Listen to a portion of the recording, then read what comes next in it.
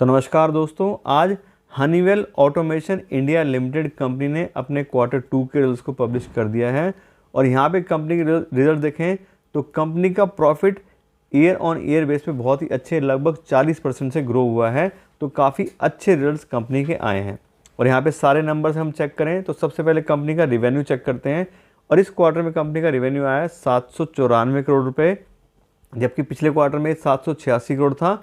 और पिछले साल के सितंबर 2021 के क्वार्टर में कंपनी का रेवेन्यू 737 करोड़ था। यहाँ पे देखें तो क्वार्टर क्वार्टर बेस पे कंपनी के रेवेन्यू में 1% ग्रोथ आई है और ईयर ऑन ईयर बेस पे कंपनी का रेवेन्यू 8% से इंक्रीज हुआ है। उसके बाद बात करें कंपनी के ऑपरेटिंग प्रॉफिट की, तो इस क्वार्टर में कंपनी के ऑपरेटिंग प्रॉफिट आए हैं 128 करोड़ रुपये, जबकि पिछले क्वार्टर में ये 122 करोड़ थे। और पिछले साल के सितंबर 2021 के क्वार्टर में कंपनी के ऑपरेटिंग प्रॉफिट 107 करोड़ थे। और यहाँ पर क्वार्टर क्वार्टर बेस पे काफ़ी अच्छी 5% ग्रोथ आई है। और ईयर ऑन ईयर बेस पे देखें तो कंपनी का ऑपरेटिंग प्रॉफिट 20% से इंक्रीज़ हुआ है। तो दोनों ही पैरामीटर पे कंपनी ने अपने ऑपरेटिंग प्रॉफिट में काफ़ी अच्छी ग्रोथ दिखाई है। उसके बाद करें कंपनी के ऑपरेटिंग प्रॉफिट मार्जिन की, तो इस क्वार्टर में कंपनी के ऑपरेटिंग प्रॉफिट मार्जिन आया 16% के। पिछले क्वार्टर में भी ये सेम 16% थे। और पिछले साल के सितंबर 2021 क्वार्टर में कंपनी के ऑपरेटिंग प्रॉफिट 15% थे। उसके बाद बात करें कंपनी के नेट प्रॉफिट की, तो इस क्वार्टर में कंपनी का नेट प्रॉफिट आया 118 करोड़ रुपए का, जबकि पिछले क्वार्टर में ये 102 करोड़ था। और पिछले साल के सितंबर 2021 के क्वार्टर में कंपनी का नेट प्रॉफिट 85 करोड़ था।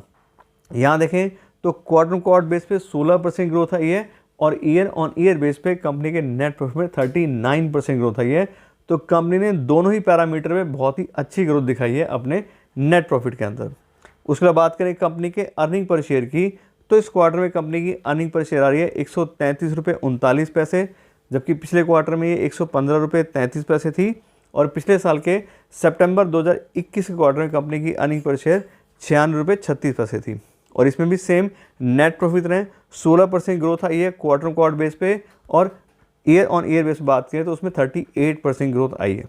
तो कुल मिला के देखें तो कंपनी ने ईयर ऑन ईयर बेस पे भी काफ़ी अच्छा परफॉर्म किया है। और क्वार्टर क्वार्टर बेस पे देखें तो कंपनी का रिवेन्यू तो बहुत ज़्यादा इंक्रीज़ नहीं हुआ है, लेकिन कंपनी का नेट प्रॉफिट अच्छे से इंक्रीज़ हुआ है। तो ये तो हो गई रिजल्ट्स की बात। अब बात करते हैं कंपनी के शेयर प्राइस की और हमारे इन्वेस्टमेंट डिसीजन की, कि इन रिजल्ट्स को देख करके हम अपने इन्वेस्टमेंट डिसीजन के बारे में क्या हेल्प ले सकते हैं। तो सबसे पहले बात करते हैं कंपनी के शेयर प्राइस की। तो आज की डेट का कंपनी का शेयर प्राइस चल रहा है 40,202 रुपये का। और कंपनी की प्राइस बाय अर्निंग रेशियो चल रही है 102 की। तो बहुत ज़्यादा हाई प्राइस पे कंपनी है, यानी कंपनी इतना पैसा कमाती है उससे कहीं ज़्यादा लोग उसको प्रीमियम पे खरीद रहे हैं, यानी कि प्रीमियम पे उसका शेयर प्राइस चल रहा है। और साथ साथ कंपनी को हमने डिस्काउंटेड कैश फ्लो एनालिसिस के हिसाब से भी हमने इसको चेक किया है कि कंपनी कितना फ्री कैश फ्लो जनरेट कर पा रही है, उसके हिसाब से कितनी वैल्यू बनती है। तो उस हिसाब से भी company highly over valued company है।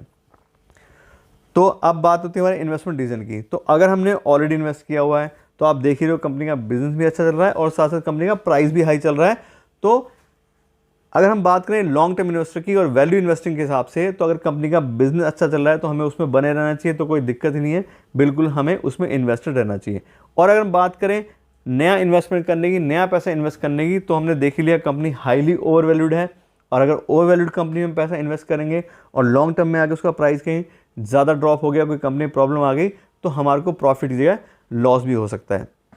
तो शॉर्ट टर्म में तो कुछ भी चलता है, लेकिन अगर हम लॉन्ग टर्म इन्वेस्टमेंट चाह रहे हैं, कंपाउंडिंग चाह रहे हैं, तो ज़्यादा हाईली ओवर वैल्यूड कंपनी में पैसा इन्वेस्ट करके कोई फ़ायदा नहीं होने वाला है। तो इस तरह से दोनों आपको बता दिए कि आपने इन्वेस्टेड अगर हैं ऑलरेडी तो आपको क्या करना चाहिए, और अगर आप नया पैसा इन्वेस्ट करना चाह रहे हैं तो मेरे हिसाब से अभी सही समय नहीं है, आपको वेट करना चाहिए। और जब सही प्राइस थोड़ा करेक्शन आए कंपनी में, चाहे किसी भी वजह से आए, चाहे इकोनॉमी की जैसे बात हो रही है कि यूएस में रिसेशन आने के चांसेस हैं, तो हो सकता है साल 6 महीने में थोड़ा सेंटीमेंट लोगों के कम हो तो प्राइस कम हो सकता है, तब हम इस कंपनी में एंट्री ले सकते हैं। तो अभी के लिए इतना ही रखते हैं। Thank you so much.